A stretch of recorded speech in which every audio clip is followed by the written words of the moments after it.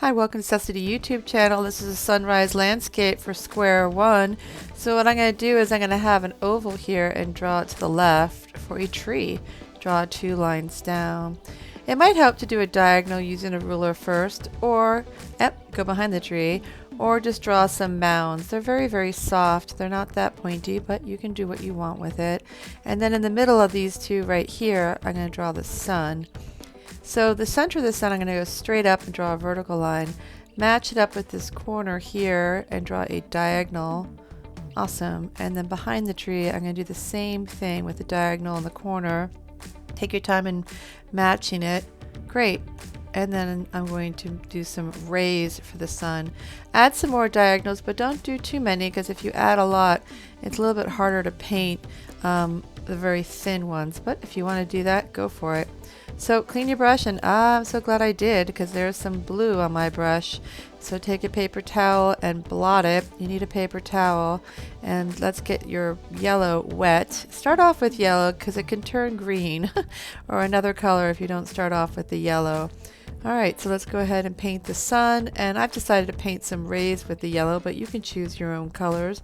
So what I do is I try to outline, and go behind the tree along my lines and then fill it in. So clean your brush between every color, and let's get some pink. At least I chose pink. Again, you can choose your colors, and I'm going to try to do every other color. It doesn't have to be perfect, because what you're going to do is going to go back in with some oil pastels or markers depending on how wet it is, and fill this in. And don't forget this little spot right there. Alright, so I'm going to use orange, and see, even the orange kind of tidied up the pink. It will get tidied up. If not, it will look pretty, nice and bright. That's what you want it for your Square1 project, nice and bright. And if it gets a little sticky, just kind of lift that up.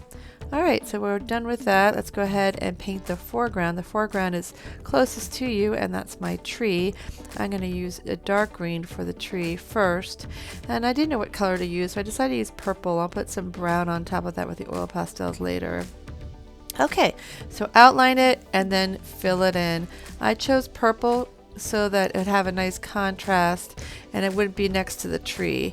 Now I'm choosing blue so you can see the tree trunk, and also it will glow with the colors next to the sunrise. And then finally I used green in the foreground, but you can choose your colors how you want to do this. So even if your paper is wet, you can still use oil pastels. It's okay. Now if it's super duper wet, like anything, it might make a hole in your paper, so be careful. If it's dry, then you can use markers. Now you don't want to mix markers and oil pastels. You want to do markers first, then oil pastels. But I'm going to just use oil pastels. So what I'm doing with the oil pastel is redrawing my edges. I'm going over my edges. That's an orange right there. And then later on I'm going to use pink. There's some pink or red. It really doesn't matter what colors you do, you can blend them. And this looks really pretty just to go around back and forth and tidy up everything. Now there's the brown that I'm using for the stump. So if you have time, add some details as well.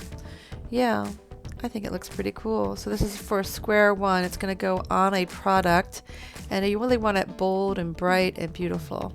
So thank you so much for tuning in, liking, subscribing to my YouTube channel. Enjoy.